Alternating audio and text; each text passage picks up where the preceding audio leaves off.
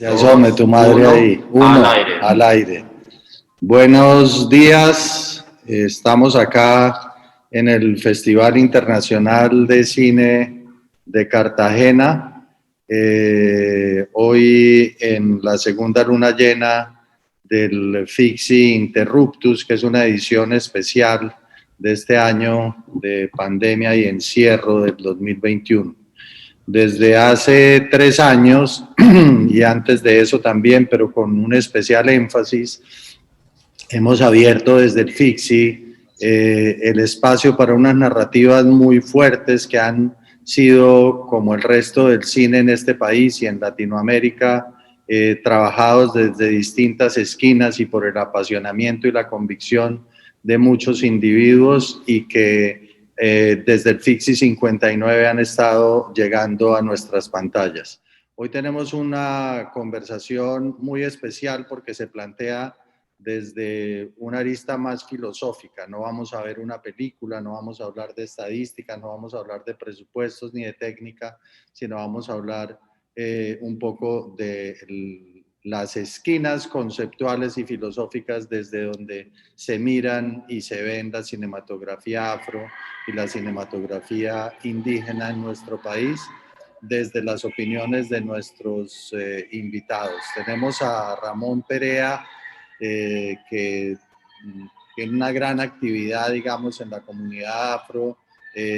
Convergen cinematografías continentales en los esfuerzos que él realiza desde Medellín en sus festivales de cine. Y además de eso, pues ha estado presente en todos los procesos desde el Fixi 59 con nosotros curatoriales. Está Laura Asprilla, que desde la mirada femenina nos acompaña hoy desde Jamundí, Cauca, y tiene mucho para contarnos. David Hernández ha trabajado en la narrativa indígena, tiene presencia importante en festivales de cine nacionales e internacionales. De hecho, ha sido un puente valioso en el diálogo con el Sundance para los festivales de cine, digamos, afro y las cumbres que se plantearon acá en Cartagena. Y Silsa Arias tiene una mirada conceptual muy importante que de hecho me marcó tanto que me hizo perseguir este conversatorio con ustedes, y es como en el tema cinematográfico indígena y afro, más allá de las formas que también son importantes y poderosas, hay un tema de narrativas históricas, de reivindicaciones sociales, culturales, y el colectivo tiene una tilde. Entonces, bueno, yo voy a ir dándole la palabra a cada uno de ellos para que se presenten de una manera más efectiva que lo he hecho yo, pero quería hacer ese pasón. Entonces, Ramón, por favor, cuéntanos un poco lo que hacen ustedes desde Medellín y cómo eso afecta en positivo a la cinematografía afro. Muy buenos días para todos y para todas. Primero quiero dar gracias al FITSI y especialmente a Felipe Arjuro, digamos, porque desde el FITSI 59 hemos decidido dar una apuesta, digamos, clara frente a los temas étnicos y específicamente frente a los temas afros, que es un poco lo que nos convoca hoy para hablar. Entonces, desde la cinematografía afro y desde el movimiento afro al cual hago parte, queremos hacer un reconocimiento muy especial. Bueno, yo realmente soy un hombre negro, y lo que me ocupa con relación a los temas afrodescendientes y específicamente con relación al cine es entender que el cine, la imagen es poder. Y en ese sentido, la apuesta que venimos adelantando hace más de 12 años con un trabajo que hemos denominado el cine como herramienta educativa, que básicamente lo que nosotros hacemos es la dignificación, digamos, de poner la puesta de la imagen de la gente negra. Y en ese sentido, esta apuesta hoy es una apuesta de país, digamos que nació en Medellín, la proyección de películas que realmente se acercan a la identificación de la memoria y la historia de la gente negra desde una perspectiva crítica, que dignifica, que reivindica y que valora el ser afrodescendiente en el mundo, no solo en Colombia. Y desde ahí nosotros la apuesta que tenemos es dar cuenta de las libertades, la dignificación del pueblo afro desde la imagen. Y es por ello que venimos adelantando, digamos, unos procesos. Hace 10 años, digamos, arrancamos con muestra de cines afro. Venimos acompañando, digamos, procesos en el país que son muy importantes y que apuntan, digamos, a la dignificación de la gente negra, de la gente afrodescendiente de la imagen. Y hoy venimos consolidando el Festival Internacional de Cine y Video Afro Kunta Kinte en su 6ª versión, que básicamente este año lo que estamos haciendo, estamos abordando un tema muy importante para la gente negra, para el país y el mundo, que tiene que ver con la libertad, líderes y lideresas afrodescendientes, es dar cuenta de esta memoria y de esta historia de la gente negra y cómo ha contribuido al mundo desde sus liderazgos. Y en ese sentido es una obligación poner este tema en la agenda del país, pero en la agenda del mundo. Es decir, estos líderes y lideresas que hoy en el mundo no se reconocen, no se reivindican, y la tarea la debemos hacer nosotros, los afrodescendientes, es decir, poner en las agendas estos activistas, intelectuales, pero desde la imagen, que han contribuido a dignificar nuestra apuesta como gente negra. Otro elemento, digamos, que nosotros venimos haciendo, porque creemos profundamente que los temas de la gente negra, de la gente afrodescendiente, los deben liderar ellos, es un proceso de formación en fotografía y video en la ciudad de Medellín. Nosotros hoy hemos formado 400 niños y niñas en fotografía y video, pero más que formarlos, es que estos niños y niñas puedan tener su narrativa propia frente a los afrodescendientes, de una perspectiva crítica.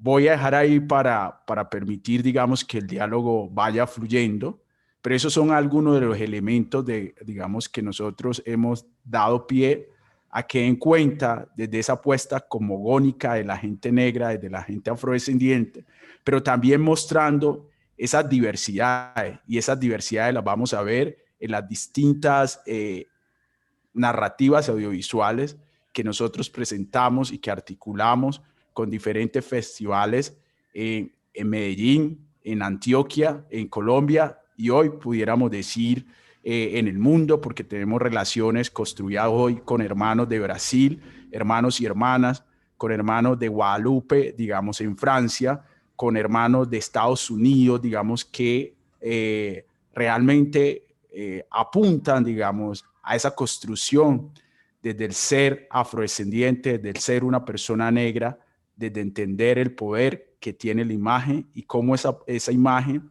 nos vincula a todos los seres humanos en el mundo. Ok, muchas gracias, Ramón. Yo quiero seguir con Silsa. Está sin cámara en este momento, ojalá nos estés oyendo. ¿Estás ahí, Silsa? Aquí estoy, solo que queríamos... Ok, yo quiero seguir con Silsa porque Silsa leí en un artículo que escribió en algún momento una crítica muy pertinente, una reflexión muy pertinente sobre cómo desde ciertas miradas de crítica menos liberal y menos abierta se tiende a pensar que la cinematografía, en el caso de su artículo indígena, se evaluaba desde si la narrativa usaba lenguajes más o menos cinematográficos, etcétera, etcétera, cuando en realidad en el texto que le leí, lo importante era la reivindicación temática de causas indígenas y de narrativas que habían estado de alguna manera manejadas desde la periferia narrativa del país y que se han ganado con mucho esfuerzo, pero con mucha potencia y con mucha fortaleza, una posición en la narrativa central. ¿Por qué no nos cuentas esa posición, no la amplías un poco, Silsa, que yo creo que es importante y está en el centro de esta conversación de hoy? Bueno, buenos días, ya casi llegando lo vertical del sol. Pedir permiso a los espíritus, a esos 106 pueblos originarios de este país que pervivimos a lo largo y ancho del país, y a nuestros ancestros, con quienes nos siguen guiando en cada uno de los bancos, de los llanos, de las lagunas, sobre todo de las lagunas, que últimamente, como mujeres que somos, seguimos en resistencia precisamente para que el poder de la imagen siga trascendiendo mucho más allá de lo que otros ven. Bueno, y le hacemos el saludo desde el resguardo Cancuamo. Estamos aquí en pleno resguardo Cancuamo, en Atanques, en mi comunidad, en la Sierra Nevada. Y de verdad que en primera instancia, segunda instancia, queremos es agradecer este escenario, este espacio, volvernos a reencontrar después de año y un mes más.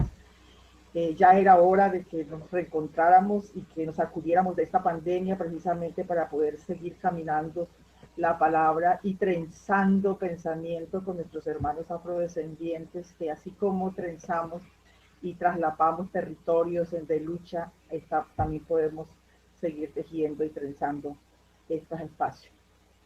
En efecto, yo creo que de hecho esa nota la escribimos a varias manos, pero lo que refleja es la necesidad de contar y de, más que de ser reconocido, pero sí de que otros sectores, otros valoren la puesta en escena, la imagen de los pueblos indígenas, pero más que la imagen es que los pueblos indígenas reflejan indudablemente es el pensamiento, ese poder de reflexionar nosotros sobre esa memoria viva, ¿no? Esa memoria de allá, de que lo que pasaron, de los que fueron y qué tal.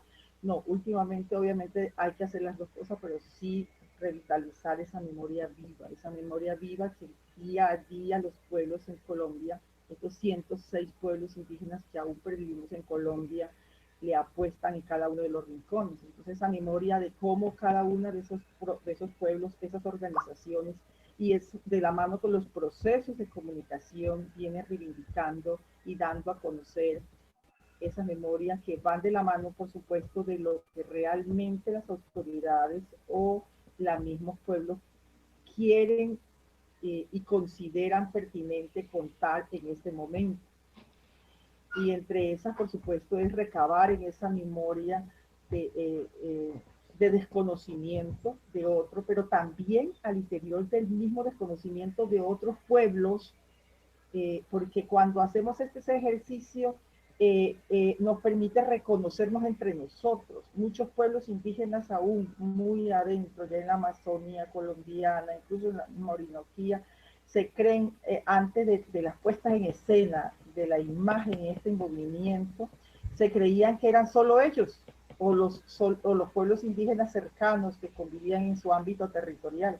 Pero precisamente todo este ejercicio de poner la imagen y el pensamiento en la pantalla y moverla nos ha permitido en esos intercambios y reconocer al otro. Y vamos a ver que a partir de reconocer al otro se reafirma la identidad y dice, vean lo que somos, reafirma y se revalora mucho más entonces lo que tiene, porque usted sabe que relativamente cuando las cosas a veces son cotidianas, uno cree que no tiene tanto valor, pero resulta que si se ve reflejado en otra pantalla de otro pueblo indígena, de otro proceso, oígame, por eso lo están haciendo, y vamos a ver que nosotros también venimos haciendo esto. Esta es nuestra lucha, esta lucha siempre la hemos dado nosotros, y lo otro lo está dando a conocer de qué manera, y vamos a ver que esta lucha toda la vida la hemos dado y hemos puesto muertos, hemos puesto procesos, hemos sacrificado momentos, y vamos a ver que no lo valorábamos así. Entonces vamos a contar lo que está sucediendo. Entonces, y en efecto, muchos creen que lo que hacemos se va más al formato de televisión, al tema del audiovisual, y subvaloran el ejercicio que hay, sobre todo detrás de todo un proceso que últimamente hemos buscado y estamos en un proceso mucho más agresivo de formación. A partir, David se está riendo, a partir de que la misma gente, el mismo proceso, se dice, nosotros necesitamos cualificar, nosotros necesitamos cualificarnos precisamente para poner en esos otros escenarios las luchas que estamos dando, pero no de resistencia, y hay detrás, así como nos vienen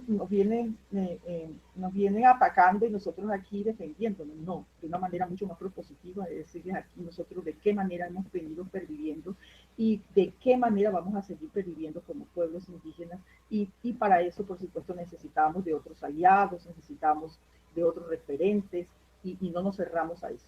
Entonces, creo que eso es lo que venimos haciendo. Hay un proceso muy semillero, muy bonito, muy bueno, sobre todo de jóvenes que hoy por hoy en un proceso de formación política, y eso va con un proceso de formación política de los pueblos, y el proceso de formación va de la mano con el caminar permanente de los territorios y volvernos a sentarnos, como decimos nosotros, volver al origen, de sentarnos y confrontarnos con el mayor fuego de lo que estamos haciendo. Entonces, un poco como para aperturar la conversa de lo que venimos haciendo y de lo que creemos los pueblos originarios que hay que seguir caminando, y celebramos obviamente que el año pasado aperturaran ustedes este escenario desde la Comisión Nacional de Comunicación de los Pueblos Indígenas, que venimos muchos procesos, entre otras 5 organizaciones. Ese trenzado, no se imaginan lo que implica detrás de eso, ponernos de acuerdo. Si es difícil ponernos de acuerdo un pueblo, se imagina cuando nos toca ponernos con otro pueblo, y más con otros procesos de organización como tal. Aperturamos entonces la palabra para seguir dialogando en este tejido maravilloso de la palabra. Muy importante lo que acabas de decir, Silsa, mil gracias. Bueno, Laura, tú tienes una voz, digamos, desde una perspectiva generacional muy particular, desde la feminidad, desde la narrativa afro. Yo quisiera saber desde tu ángulo cómo definirías el cine afro de cara, digamos, al contexto colombiano, al contexto latinoamericano, al contexto mundial, y cuál es tu mirada, la tuya personal, frente al cine como tal, cuál es la ruta que estás caminando. Bueno, buenos días a todas y todas. Buenos días, Felipe, muchas gracias por la invitación.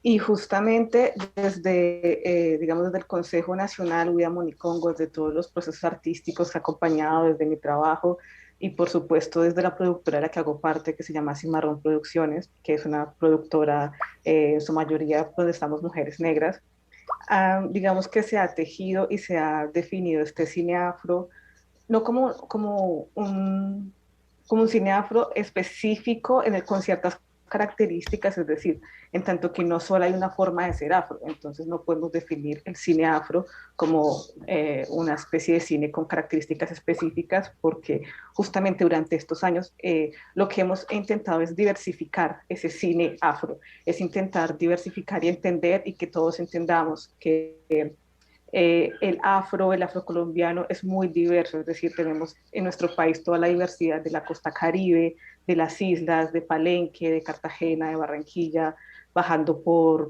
el Chocó, por el Cauca, por Medellín, por las personas que nacemos también en el interior, en Bogotá.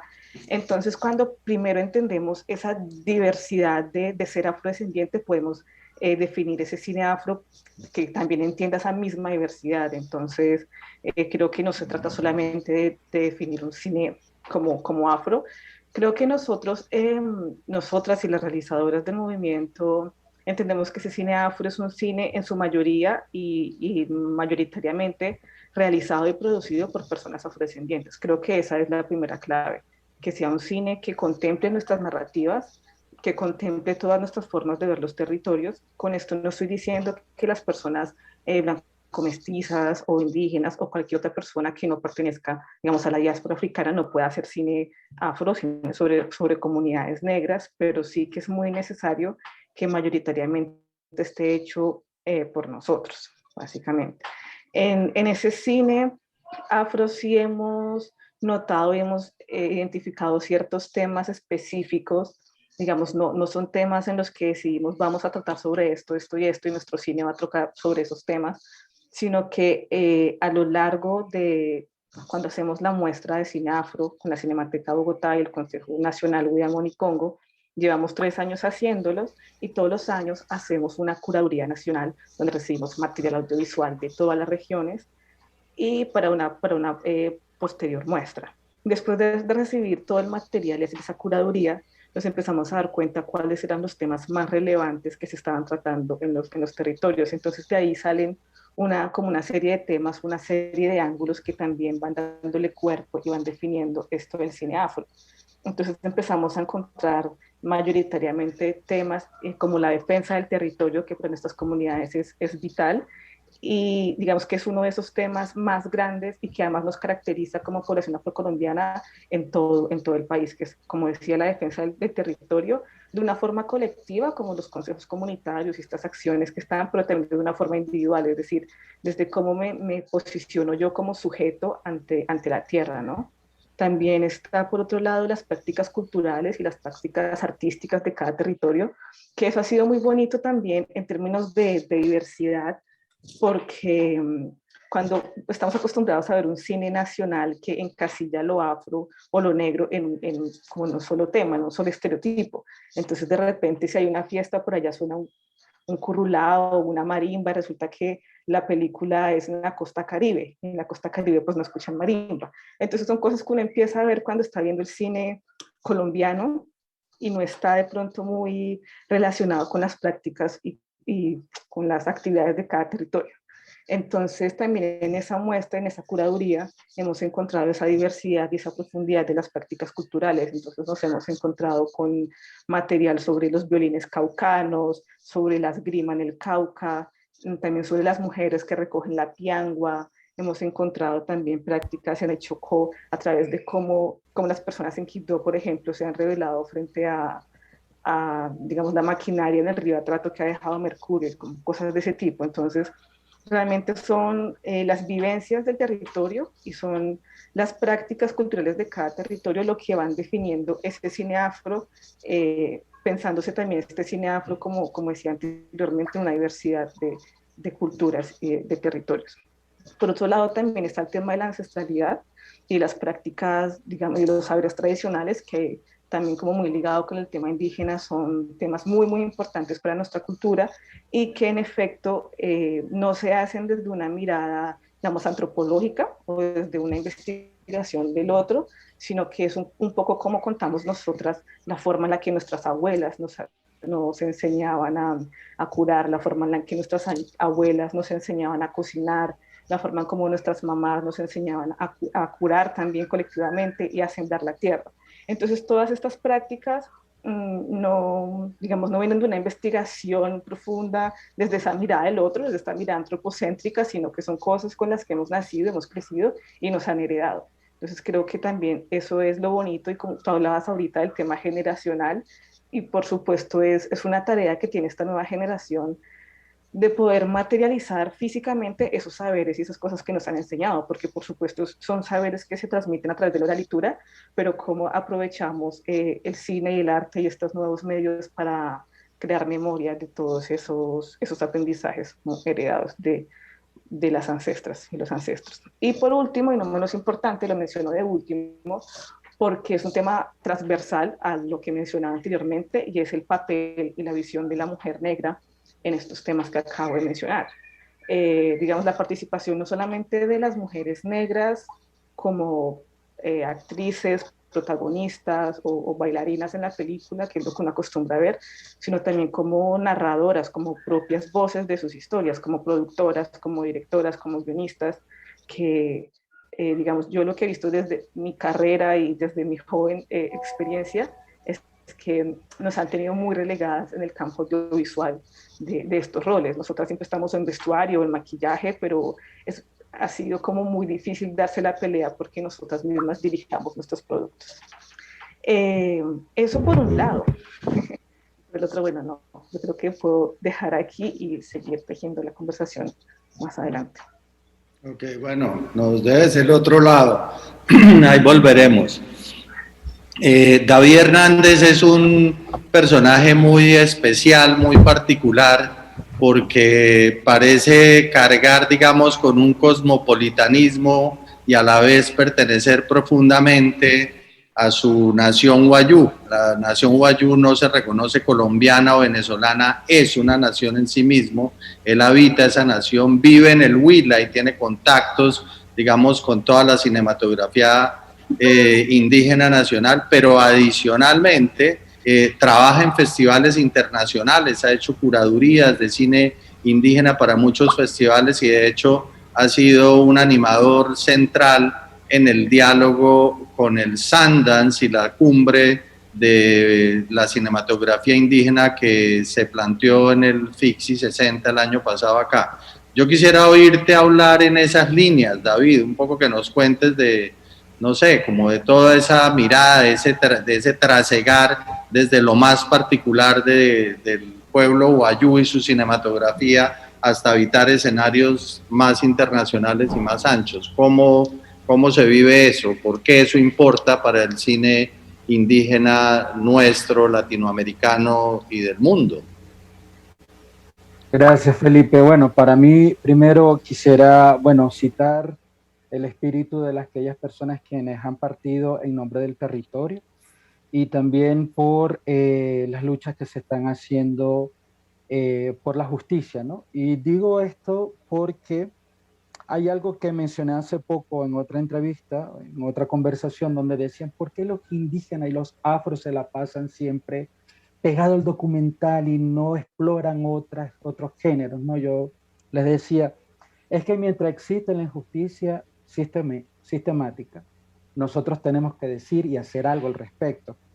Y el documental es una de las tantas expresiones que tenemos a la orden de nuestro pueblo, porque sí hay animación, hay ficción, cortometraje y cualquier otra, pues, sarta de contribución y de expresiones que finalmente van como tejiendo ese tema de la sed de vida, ¿no? De la pervivencia.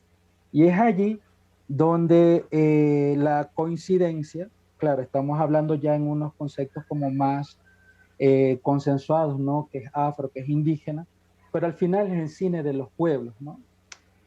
Y entonces, hoy por hoy, la agenda es mucho más clara y mucho más amplia, y como lo decía la hermana Tancuama Silsa, ¿no? De la cual, bueno, tenemos también agenda en común a través de, pues, de las propuestas de la CONCIP y también de CLACPI. Hay un asunto de que finalmente la cinematografía, primero, nos hermana, segundo, nos permite ejercer el derecho de determinarnos quiénes somos, ¿verdad? Y que va rompiendo aquellas nociones, si se quiere, raciales y étnicas, de qué realmente es un indígena y de qué realmente es un afro, ¿no? Porque si lo vemos así, realmente lo estamos viendo como una cuota y no realmente como la capacidad narrativa que tenemos de la diversidad que hay dentro de nuestros pueblos, ¿no? Un poco lo decía también Laura. O sea, hay toda una cantidad de capacidad que tenemos dentro de nuestros pueblos que no solamente pasa de ser el objeto decorativo, la persona que contribuye desde la actuación, la persona que contribuye desde la utilería, sino que también hay otras capacidades del tejido narrativo, desde dirigir, hacer sonido, etcétera, ¿no? Y creo que esta reflexión vale mucho, sobre todo frente a dos cosas. Uno, en tiempos de pandemia, y dos, en tiempos de crisis climática, ¿no? Y son cosas que también, si bien estamos hablando de nuestra Colombia desde nuestra raíz en términos de de lo que nos convoca, ¿no? Como país. Yo sí creo que también esta posibilidad que nos está dando esas conversaciones que también decía el hermano cuando tuvo la palabra primero, que decía, tenemos articulaciones con hermanos afros de Francia, con Guadalupe, ¿no? Y entonces yo decía, es que eso es un derecho que tenemos de ejercer cómo nos relacionamos con otros pueblos, ¿no? Pero sobre todo nos da la posibilidad de poder ver el panorama y decir, y como lo decía Silsa también, ¿no? A mí me causaba gracia porque es verdad, hay muchos pueblos que como no tienen otros referentes, creen que es el único pueblo que existe, o el único pueblo que existe es el que tiene al lado. Y cuando ven una cantidad de pueblos diversos, no solamente en Colombia o en otros países, sino en el mundo, dicen, ah, esto es lo que significa ser un pueblo originario, esto significa ser un pueblo indígena. Y esto es lo que implica decir que somos indígenas o afro, implica lo que habíamos dicho al principio. Ahora, yo quiero citar lo siguiente, ¿no? En términos locales tenemos todas unas apuestas que tienen que ver con la pervivencia, pero sobre todo la insistencia. Pero hago un paréntesis porque hace poco fue la ceremonia de los Oscar, yo ni siquiera lo vi, pero eso la gente le convoca y lo ve, ¿no? Y premiaron gente, todo aquello, pero la agenda se activa con la mente de George Floyd, con la muerte de George Floyd en su momento dado, y es una nena de 17 años que grabó 8 minutos y 46 segundos desde su teléfono una situación de violación de derechos que cambió la historia del pueblo afroamericano, por ende tiene incidencia en la agenda también de cómo nosotros queremos relacionarnos con otros pueblos. Esa fue la gran película grabada por una nena de 17 años, una afro llamada Darlene Frazier, ¿no? Hago esta cosa porque creo que es un asunto mucho más poderoso en términos de cómo incidió. Y en buena hora, pues toda la incidencia que se hace, ¿no? Desde la necesidad que mencionaba Silsa, ¿no? De que hay evidentemente unas diversidades que hay que coordinar dentro de lo que queremos hacer, pero es que aquí la tenemos clara. Aquí es para adelante y lo que hay que mirar es cómo se gestiona la vida, ¿no?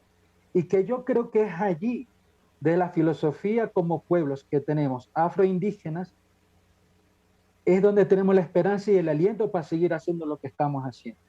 No se suscribe solamente al cine. El cine es una de las tantas posibilidades de poder decir, estamos vivas, estamos vivos, porque sería muy terrible si permitimos que nos muramos dentro de nuestros propios imaginarios.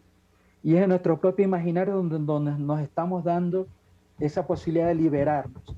Mientras existamos en nuestras palabras y en nuestro pensamiento, difícilmente vamos a desaparecer como pueblos.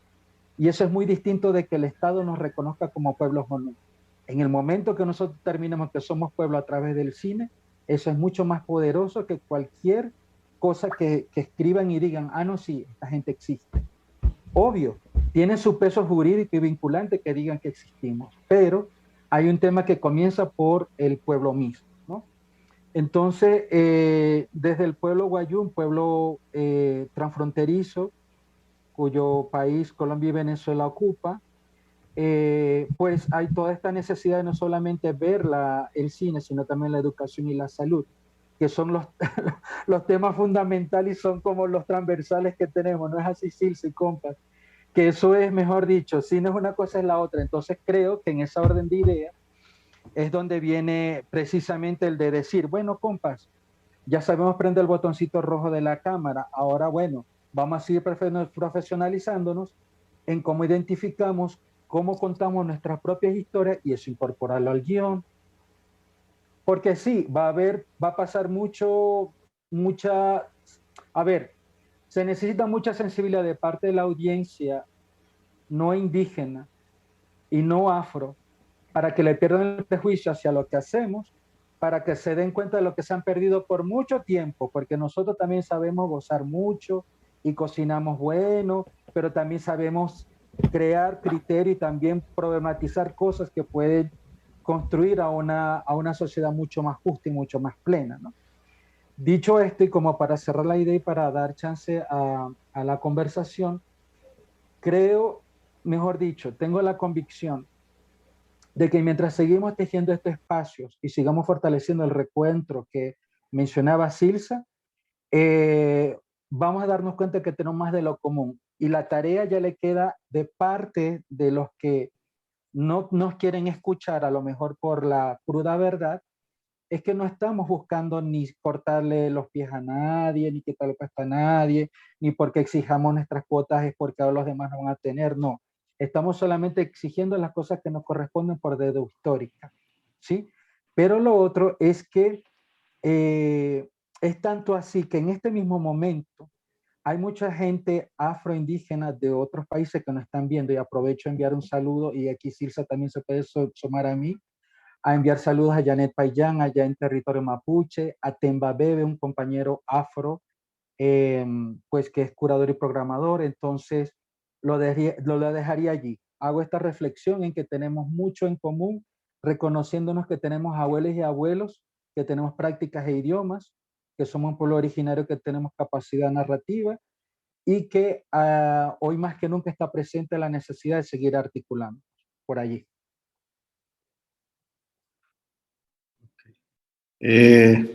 Bueno, qué pena, me surgió aquí un incendio de la proyección de los cortos de la NAFE y me ausenté 12 segundos finales.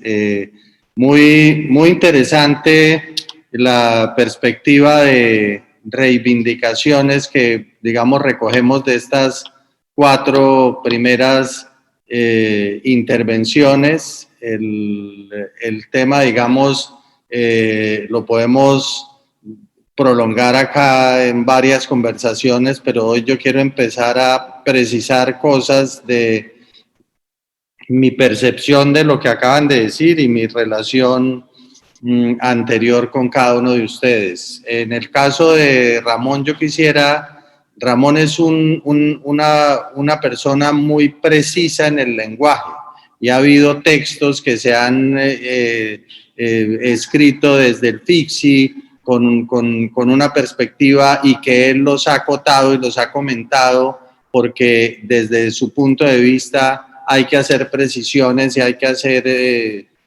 uso del lenguaje de otra manera. Yo quisiera que Ramón, porque en nuestras conversaciones siempre hablamos de que era importante que él lo contara de viva voz, nos cuente cómo es ese lenguaje, digamos, en donde en el mainstream, en los circuitos principales del cine en Colombia, a veces se habla, como lo contaba Laura ahora, un poco desde el cliché, si se quiere, y cuál es esa precisión en el lenguaje de los grandes rasgos, digamos, de esas verbalizaciones que usted cree que es importante hacer pedagogía. Este es el momento, yo creo, para hablarlo. Bueno, gracias Felipe por poner este diálogo y esta conversa sobre esta temática. Nosotros hemos tenido la oportunidad, yo digamos, cuando usted menciona a Ramón Perea, digamos, estamos hablando de una colectividad. Yo soy en estos momentos un portavoz, pero como lo decía Laura, mi compañera anteriormente, nosotros hacemos parte del espacio del Consejo Audiovisual Afro Huida Monicongo, y desde ahí venimos planteando discusiones, conversaciones, y en ese sentido nosotros, digamos, la gente negra, la gente afrodescendiente, no está buscando, digamos, en ningún momento que lo incluyan, digamos, en estos espacios, porque hemos visto que hace 150 años nosotros hemos estado incluidos, es decir, pero cuando nos incluyen de una forma, valga la redundancia, formal. Pero cuando vamos a la apuesta, digamos, que realmente se permita, digamos, ver las voces diversas, como lo mencionábamos anteriormente en nuestras conversaciones, eso muy pocas veces se da. Entonces nosotros lo que realmente estamos construyendo, porque es una apuesta de construcción, porque reconocemos, digamos, que el país se ha negado la posibilidad de reconocer esa riqueza que tenemos como país desde el cine, desde el audiovisual. Y en ese sentido, la apuesta nuestra es contribuir a esa riqueza, no a una inclusión. Una inclusión porque la inclusión efectivamente lo que niega es las posibilidades de diversidades que hay en los pueblos, y nosotros lo que necesitamos desde el cine, desde la imagen, es poder mostrar esas múltiples diversidades que nosotros tenemos y así enriquecer, digamos, a nuestro país y desde ahí transitar a, digamos, a un país donde se valore las etnicidades, es decir, se reconozca las múltiples voces que hay, ¿no? Y en ese sentido es muy importante, yo lo voy a decir, y ahí sí, digamos, que la gente, las apuestas de construcciones que se hagan frente a la gente negra, y por eso nuevamente valoramos este espacio, sea la gente negra la que, digamos, avance sobre esa construcción de ellos. Es decir, hoy lo mencionábamos en el Guía Monicongo, nosotros podemos ver diversas personas negras, personas afrodescendientes, que vienen desde el cine construyendo al país y al mundo. Y desde ahí pueden decir muchas cosas como queremos asumirnos, reconocernos y contribuir, ¿no? Solo necesitamos, y estamos construyéndolo, abrir los espacios, es decir, y nosotros estaremos prestos y dispuestos a contribuir desde ahí, desde una perspectiva crítica. Y en ese sentido es reconocer esas multiplicidades de voces, de realidades que hay en la gente negra. Es decir, ahorita lo mencionábamos, no es lo mismo ver las narrativas del departamento del Chocó, entendiéndolo como diverso, a la gente que nace, se construye en una ciudad como Medellín. Es decir, ahí vamos a ver la gente, los niños y las niñas y los jóvenes acá en Medellín no están pidiéndole a la alcaldía, a la gobernación, inclúyannos. No, lo que le están diciendo es, vea, estas son nuestras voces, pongámoslas en las instituciones educativas, pongámoslos en los espacios culturales y desde sus apuestas. Siempre estamos prestos a construir desde y la diferencia. Y así vamos avanzando en un país y en una sociedad más humana, que esa es la apuesta del trabajo, es cómo nos humanizamos reconociendo que no hay una sola voz desde el cine, que no hay una sola imagen que nos representa, que hay diversidades de imágenes que dan cuenta del ser afro, pero que dan cuenta también del ser indígena, que dan cuenta de esas otras voces de nuestro país. ¿Y para qué mostrarnos una solamente? Para negar esas otras realidades y esas otras apuestas y contribuciones que se han dado desde el país. Y esa es nuestra tarea. Nuestra tarea hace tiempo la venimos haciendo y desde ahí vamos a seguir dando apuestas para que estas voces no sea solamente una. Es decir, y cuando nosotros estamos contribuyendo desde el Guía Monicongo, nosotros por eso se llama Guía Monicongo, porque ahí vamos a ver las voces de la gente palenquera, es decir, somos unas personas negras, pero también vemos la riqueza que hay cuando los compañeros del colectivo Cuyasutu narran, digamos, desde sus voces, desde sus lenguas, lo que significa, lo que para ellos es importante, las agendas que ellos están construyendo, las apuestas que ellos tienen. Pero también para nosotros es importante ver la riqueza de los hermanos de San Andrés y Providencia. Y lo más importante es entender que esta apuesta no es solamente para la gente negra. Esta apuesta es para nuestro país y para el mundo, que le ha hecho falta, es decir, que le ha hecho falta esos espacios desde una perspectiva crítica, desde una perspectiva concienzuda, y que sean los actores querientes y dolientes frente a las temáticas que puedan poner sus voces diversas.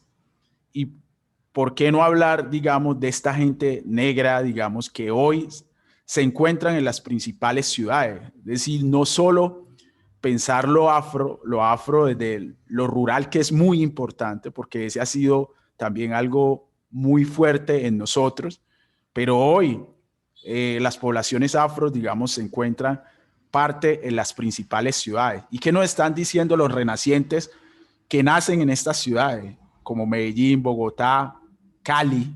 ¿Qué nos están diciendo desde la imagen, desde el cine? Y hacia allá, en reconocer esas palabras, esas voces, esas imágenes, ahí vamos a ver que nosotros realmente no le estamos apostando a una inclusión, le estamos apostando a reconocernos, a aportar, a construir y a reivindicar una apuesta de unos seres humanos donde construimos desde y para con la diferencia.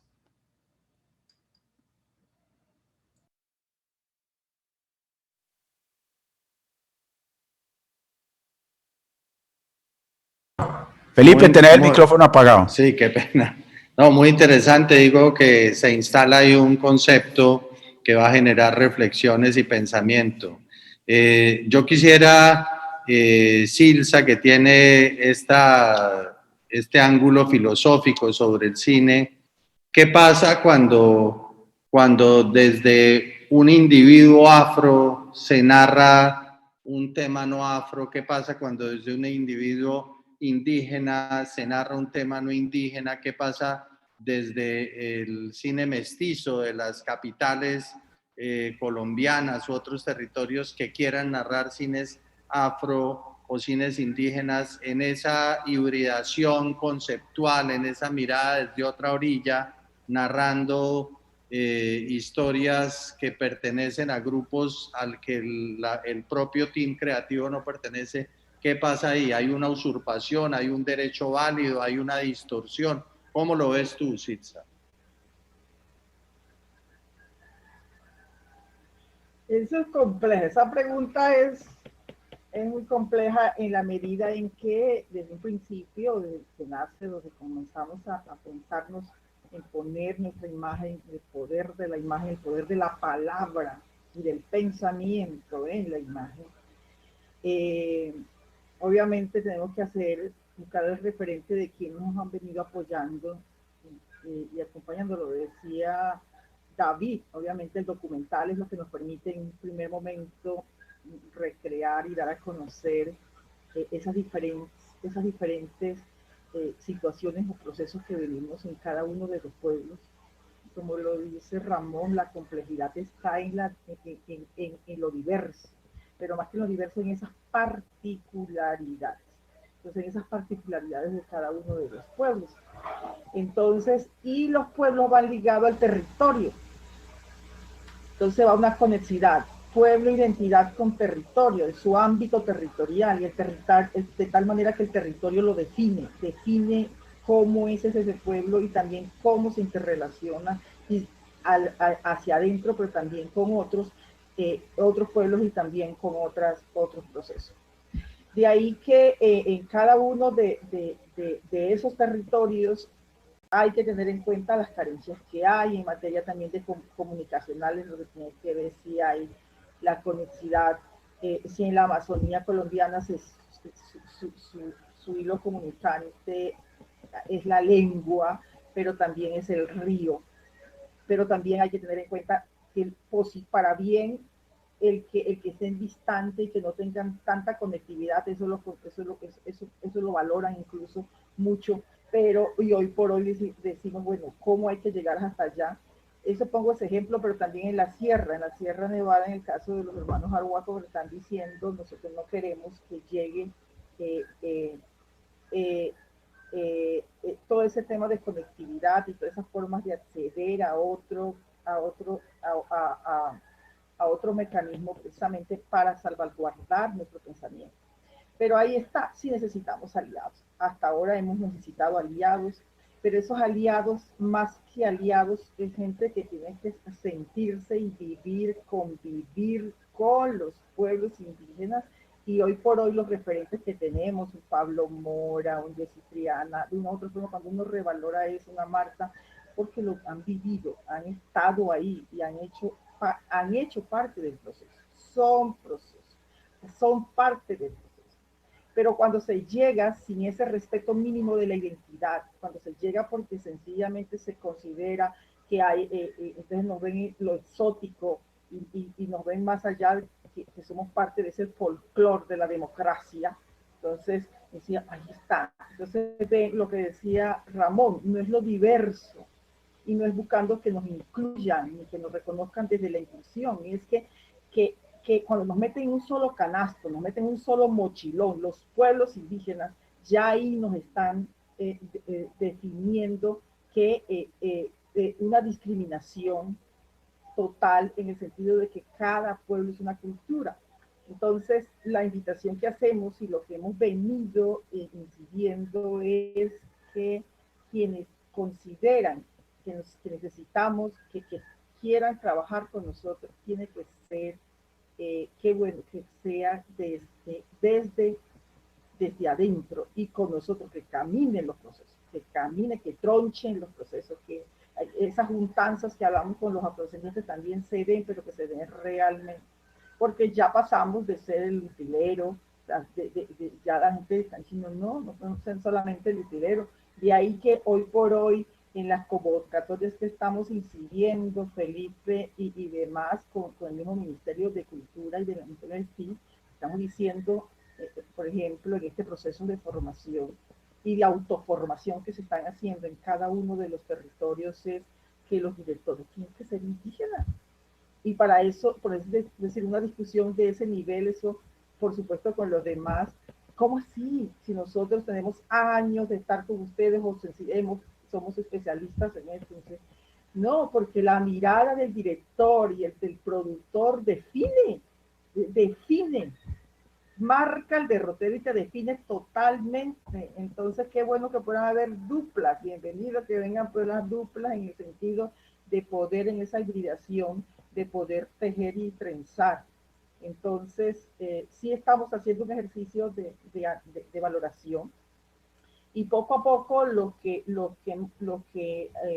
están en ese nivel, los que han venido con ese corazón, los que tienen ese sentimiento y esa convicción se sostienen porque son los procesos, son las organizaciones, son los pueblos que los avalan y le dan ese respaldo. Pero hay otros que sencillamente llegan, toman estilo mochilero, vienen, le ponen el micrófono, ponen la imagen y obviamente y se van y hasta ahí no más.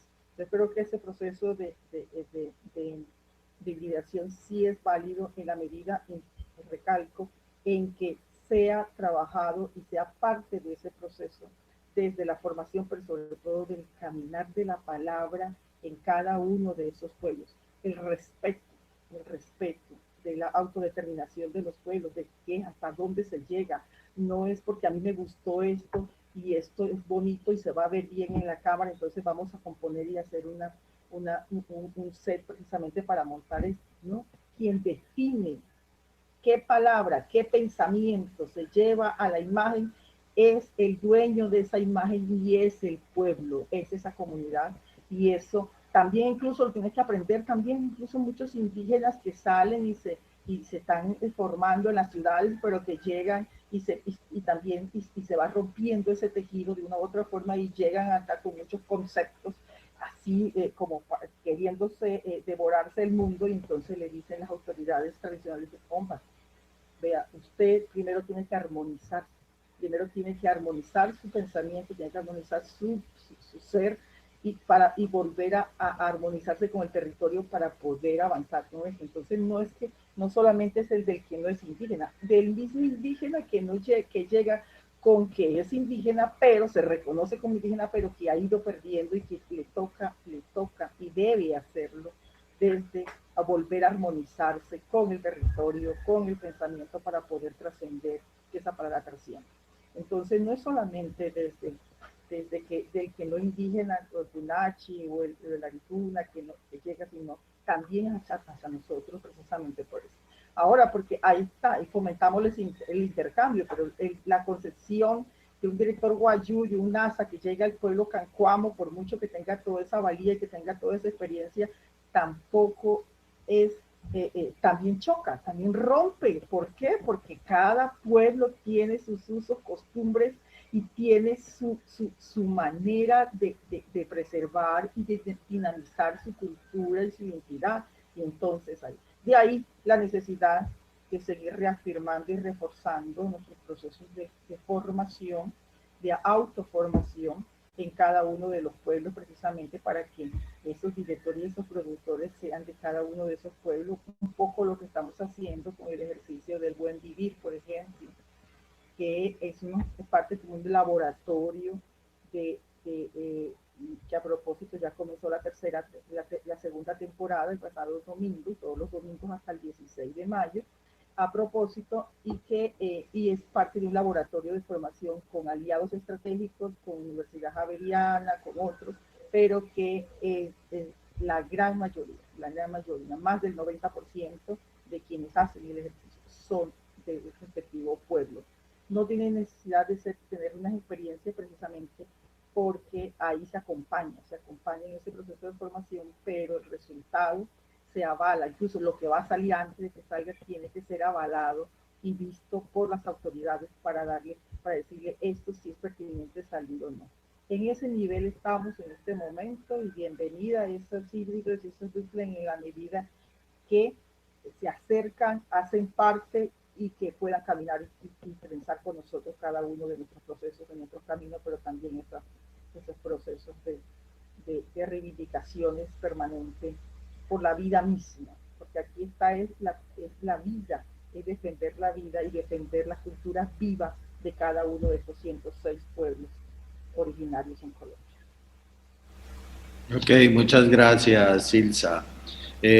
Laura, yo quisiera indagar contigo, no sé si va a tocar por el otro lado que se quedó pendiente, pero desde una perspectiva de una cineasta joven, ¿qué crees tú, si nos movemos ahora al vector histórico, que es el camino que ha recorrido el cine afro en nuestro país, en Latinoamérica, en el mundo, en dónde estamos y mirando hacia adelante, cuáles son los propósitos importantes de esa narrativa desde tu perspectiva y tu punto de vista?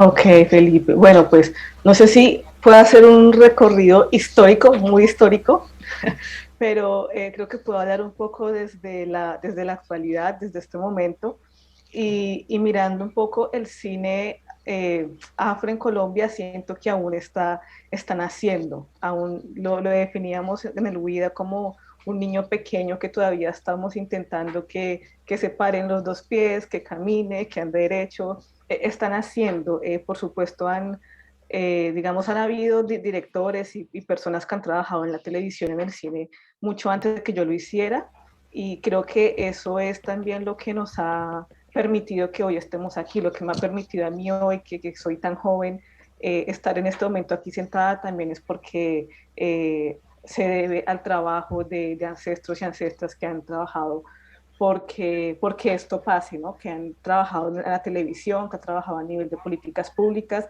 para que nosotros tengamos este espacio. Sin embargo, sí siento que a nivel de cinematografía, como lo definía al principio, todavía ese niño está empezando a caminar. A nivel latino, bueno, lo que pasa es que también siento que Colombia es un espejo de lo que pasa a nivel latinoamericano en el cine, salvo en el caso de Brasil, que admiro muchísimo el cine brasilero y creo que además muchas de las cosas que he aprendido los he aprendido por ellos, pero también es porque han dado una pelea no solamente a nivel cinematográfico, sino a nivel político y a nivel pedagógico que hace que tengan espacios, que tengan financiación, que tengan una mirada muy crítica del cine brasilero y que en este momento haya algo en Brasil que se pueda llamar cinema negro, cinema preto, y espacios específicamente de circulación de cine negro. Digamos que ellos son muy radicales y llevan muchísimos años en esa lucha, y creo que nosotros también estamos tejiendo, también como decía Ramón, como tenemos hermanos en toda la diáspora, estamos tejiendo esos lazos para aprender de procesos que han funcionado en otros países, que pueden funcionar acá, qué cosas están funcionando acá, que pueden funcionar en Brasil, en la Guayana, que pueden funcionar en Cuba también. El caso del cine cubano es otro de esos buenos ejemplos del cine afro, bueno, con todo el contexto cubano, pero sí que Cuba tiene esta mirada desde adentro también, desde lo negro, que hemos estado aprendiendo. Digamos que a nivel, bueno, internacional, por supuesto, el caso de Estados Unidos también siento que a pesar de toda la historia y de todos los años y de todo el avance, digamos, en cuanto a industria que tiene Estados Unidos, siento que el cine negro también, allá con todos los años que llevan, es un niño que está aprendiendo a caminar. Es decir, con toda la experiencia, digamos, de Spike Lee, todos estos grandes directores que conocemos, hasta hace 3 años empieza a haber esta movida negra, por ejemplo, en los Oscars, ¿no? No estoy diciendo que el cine fuera de los Oscars no pase y que todas estas dinámicas cinematográficas que no son, digamos, conocidas por el mercado, la industria, no importen, porque seguramente que desde este movimiento de Harlem en Nueva York ya había un movimiento artístico y audiovisual muy fuerte, pero en términos de industria y de cine, hasta hace muy pocos años yo me siento, digamos, identificada con ese cine negro que vemos, ¿no? Ya empieza uno a identificarse con Lupita Nyong'o, empieza uno a ver Black Panther y dice, bueno, esto está avanzando. Entonces creo que a nivel internacional este niño empieza a coger fuerza, empieza a crecer, empieza a pararse en las dos piernas, y sí que es muy clave que esa diáspora esté lo más unida posible. Por supuesto, esto es una cosa pensada desde los que lo hicieron muy inteligentemente, de separarnos, de rompernos las fronteras para que no tengamos diálogo entre la diáspora africana, pero el momento en que eso empieza a pasar, el momento en que los pueblos originarios, digamos, empiezan a unirse y a ver que todos tenemos los mismos desafíos, hace que este cine tenga un poco más de fuerza. Yo he estado viendo, justamente, bueno, la pandemia y toda la virtualidad ha permitido que nos acerquemos más a esos cines a los que antes no teníamos como tanta posibilidad de ver. Y el año pasado vi un festival de cine africano en una plataforma que se llama Cinewax, y pues para mí fue muy revolucionario porque era la primera plataforma de cine africano, digamos, afrocentrado que conocía. Haz de cuenta que es como el Netflix de África, y reúne y mapea una cantidad de cine producido por personas en África y por personas también, digamos, de descendencia africana, pero que viven en otras partes del mundo. Eso es una plataforma como Netflix que funciona con una suscripción de más o menos 10 euros al mes, algo así. Y nada, es una plataforma donde uno puede ver toda la cantidad de cine africano que no se ve en ninguna otra parte. Entonces ahí no estoy haciendo publicidad, pero es como también agradecer que la virtualidad nos ha abierto esas otras plataformas, esos otros espacios que antes era como impensable pensar un poco en dónde me siento ya en un festival de cine africano, ¿no? Eso por un lado. Bueno, creo que con eso respondo a tu pregunta, pero antes de terminar, quería completar lo que decía Silsa acerca de esta labor de si el cine afro lo hacen los afrodescendientes, ¿no? Y el indígena los indígenas. Y sí que es muy necesario efectivamente nuestras miradas y nuestros aportes, y que mayoritariamente sea hecho por nosotros mismos.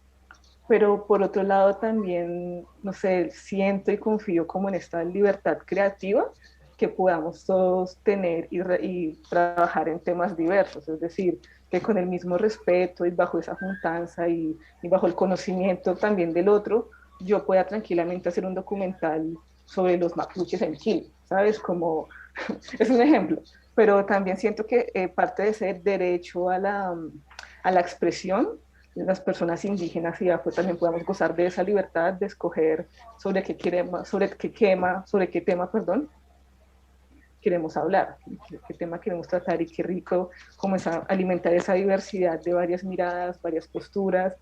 Y yo creo que eso justamente puede pasar cuando hay espacios como estos en los que nos encontramos cineastas de todos los orígenes, de todas las etnias, y podamos conocernos y podamos verla como la cosmogonía del otro. Es decir, cuando en el FICSI ya se habla de muestra afro, de muestra indígena, y se ven estos materiales, es posible que el día de mañana con un realizador o un director blanco que quiera hacer una película en el Pacífico ya nos haya escuchado y tenga una referencia como que esté más o menos enterado de la vaina, para que el día que vaya al Chocó a hacer una película pues no la embarre tanto, ¿no?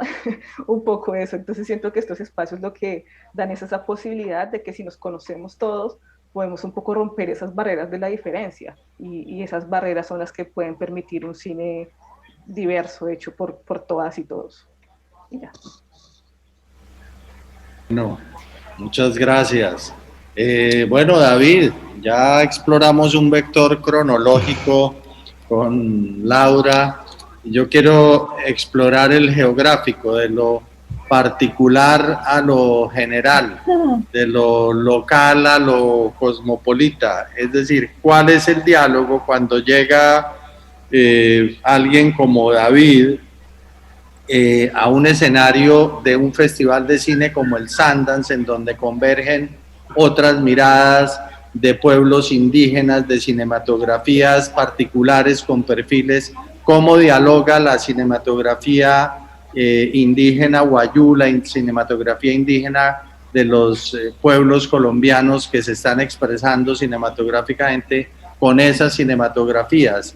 ¿Cuáles serían, digamos, los aprendizajes para traer y cuáles las enseñanzas para dejar, y cómo haríamos, o si es importante generar espacios de intercambio y de encuentro como el que se planteó en el FICSI 60 con esa cumbre de pueblos indígenas latinoamericanos? ¿Cómo ve usted eso, David?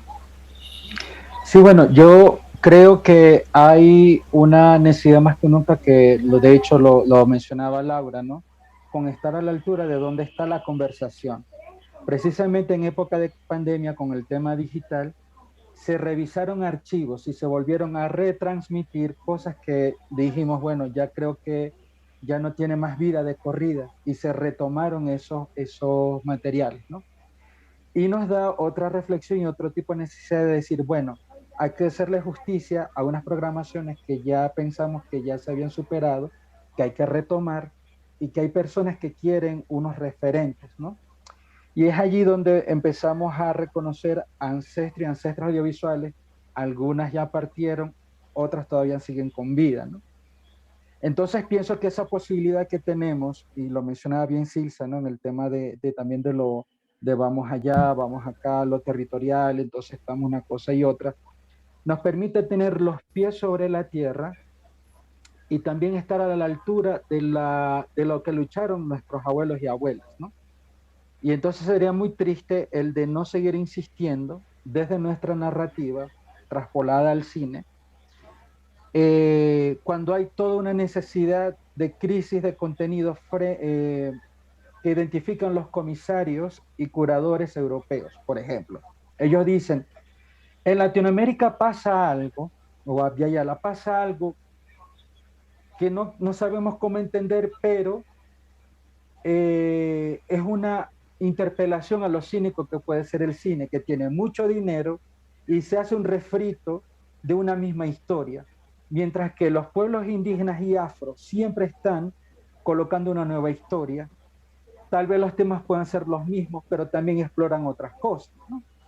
Entonces yo creo que primero, hubo una configuración de unas decisiones políticas de los curadores y programadores en decir, nos interesa este cine, para que las comisiones fílmicas latinoamericanas dijeran, no podemos estar a la espalda de lo que están haciendo los afroindígenas de hace muchos años, 36 años, por ejemplo, y no ver cómo poder adecuar. Y es por eso que CONCYT pudo recomendar y poder lograr adecuación a los términos de referencias para las convocatorias, o sea, pues para que los pueblos indígenas pudieran participar, ¿no?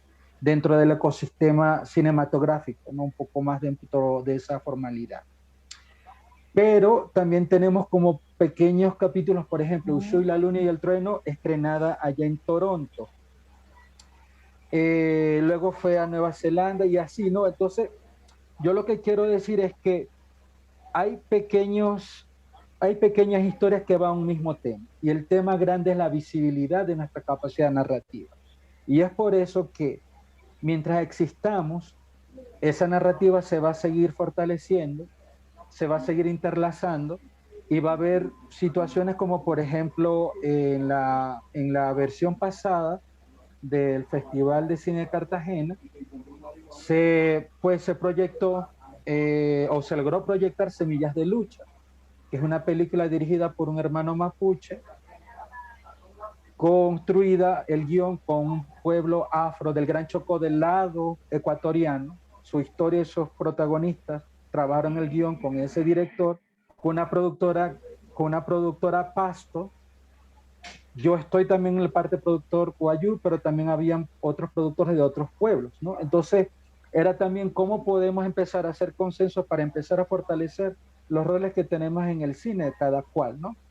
Y creo que por allí hay de pronto lo intercultural para también mirar lo cosmopolita. Es decir, bueno, hemos tenido acceso a este mapeo y esta experiencia que vos me mencionás, Felipe, ¿no? De haber estado en estos festivales, también me ha dado la oportunidad y privilegio de poder mirar películas de muchas partes del mundo que también interpelan el concepto de afroindígena, ¿no?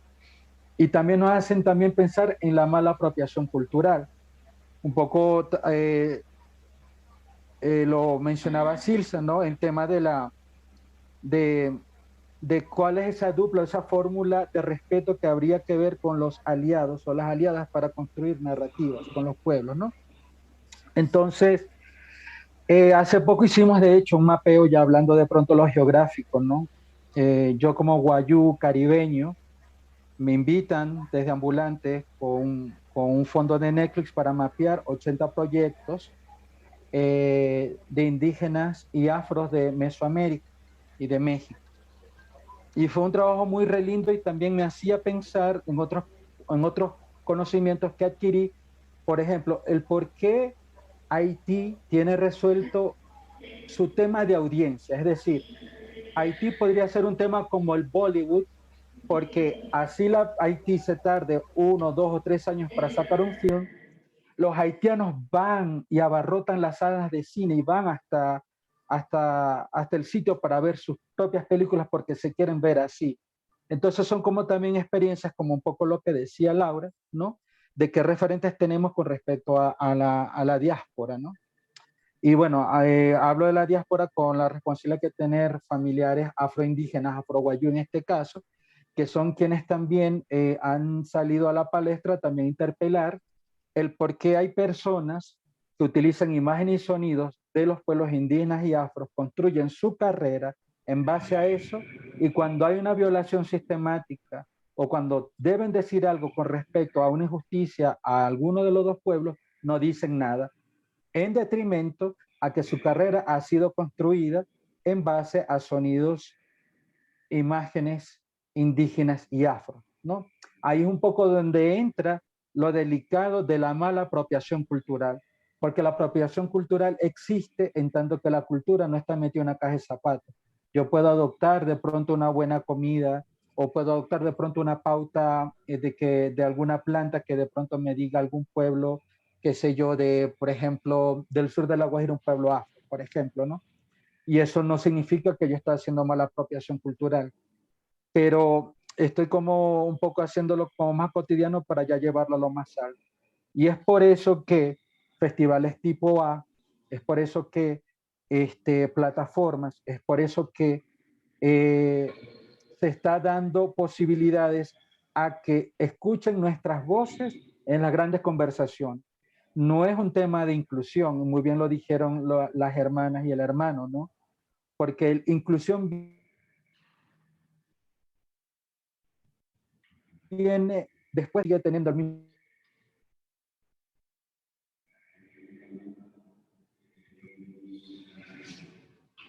En el espacio que yo tengo con respecto a la incidencia. Entonces, en esa proporción, yo diría que este cine es vibrante, este cine también hay que darle más orientación, será afro en la medida que el pueblo afro mire su propio cine, será indígena si el indígena ve su propio cine, lo vive, ¿no? Y entonces también otras maneras también de plantear la diversidad. Habrán momentos donde habrán indígenas trans contando su historia de sus realidades como trans, así como mujeres indígenas contarán también mucho más historias de cuál es su realidad como mujer indígena, urbana, rural, campesina, ¿no? Entonces yo creo que por ahí también es como invitar a los hermanos y hermanas no afro, no indígenas, que para realmente hacerle justicia a nuestro cine latinoamericano, tienen que primero reconocernos como en el oficio, reconocernos que tenemos una capacidad narrativa en el cine, que somos cineastas. 2, conocer quiénes son los cineastas afroindígenas de su país.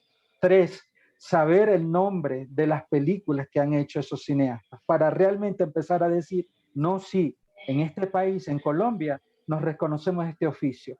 Y al reconocernos en el oficio, realmente estamos construyendo un ecosistema cinematográfico que concuerda con la realidad demográfica de este país, pero además con la realidad narrativa de este país, pero además intercultural. Porque mientras nos veamos en esos espejos rotos, hermanos, nadie se ve. Y es preferible agarrar, vamos todos al río, hay luna llena, vamos a pillar la luna, vamos a verla desde el reflejo del agua. Y ahí nos vemos todos, con el acompañamiento de la madre luna, ¿sí? Entonces un poco era como ¿cuál sería como el trasegar desde lo local a lo cosmopolita? Miren, compas, el asunto es, si quieren llegar o pasar por allí, es muy legítimo. Pero también está en que en la medida que hagamos estos espacios, como lo que estamos haciendo en este conversatorio, es que podemos acceder todos a un sinfín o una información determinada para nosotros determinar criterio y decir, esta es la decisión que quiero tomar con respecto a mi película. Esta es la decisión política que quiero tomar con respecto a la representación o a quién quiero de director de fotografía en mi película. Si realmente va a adoptar las pautas que yo quiero, como en este caso, yo como Wayuu, va a entender lo que yo quiero decir con, no sé, con una puesta en escena de un sol, ¿no?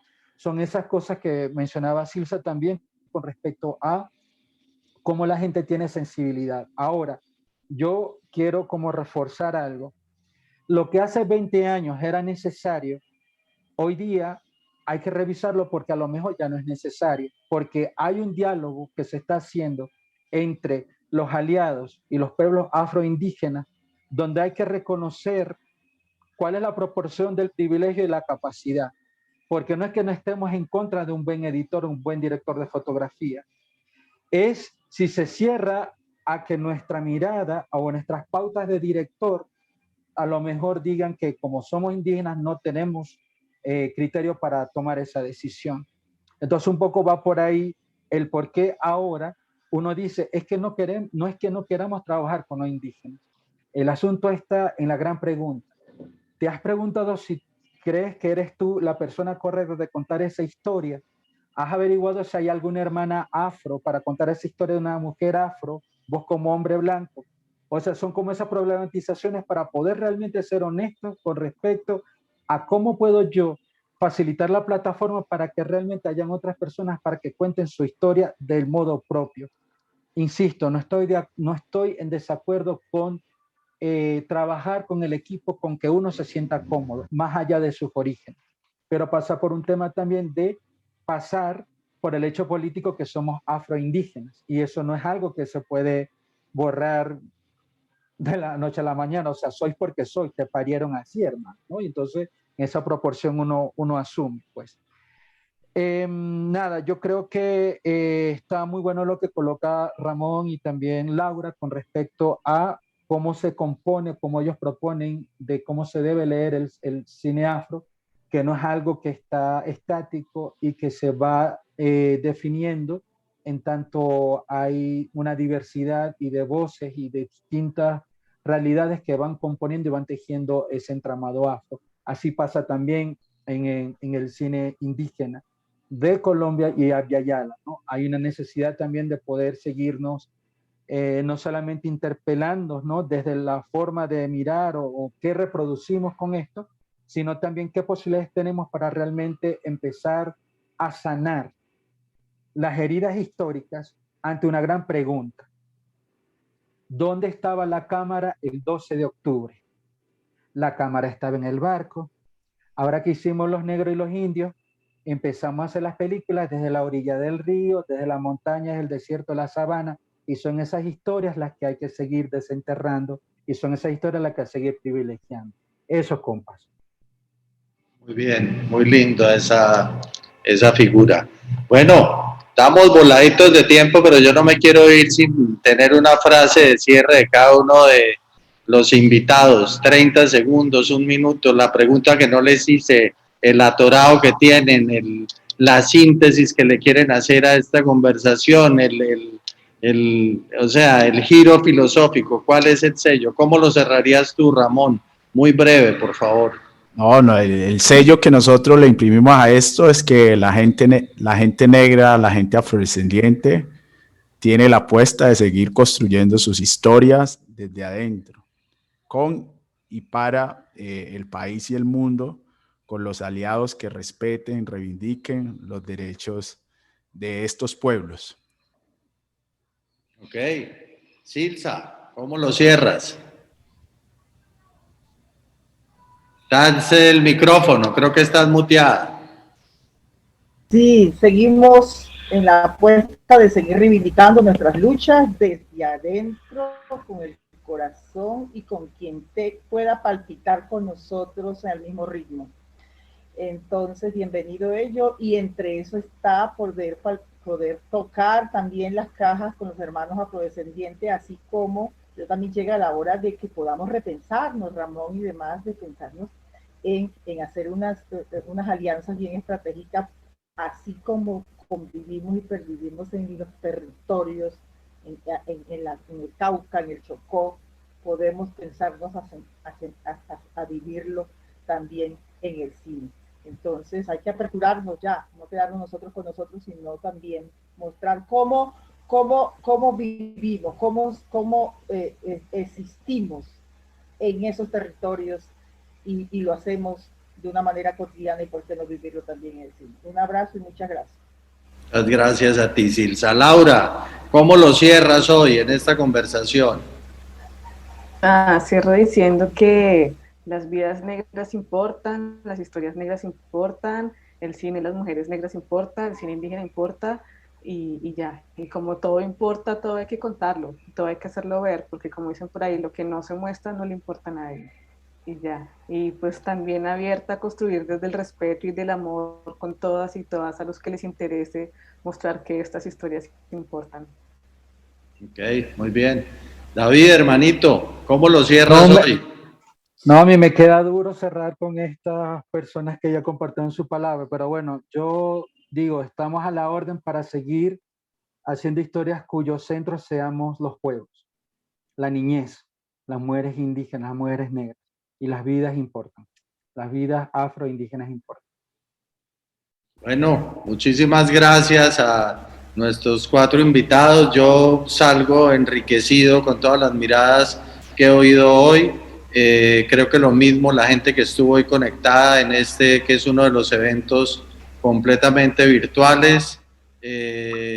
La plataforma y la tribuna del FIXI sigue abierto a todas las miradas que engrandezcan el ser humano desde el respeto, desde la transparencia, desde la ilustración, desde el debate, y aquí seguiremos presentes. Un abrazo a todos en la casa y un abrazo a Ramón, a Laura, a Silsa y a David, y espero que nos sigan acompañando en este proceso que le falta carretera.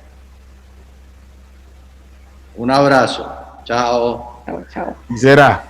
Felicidades.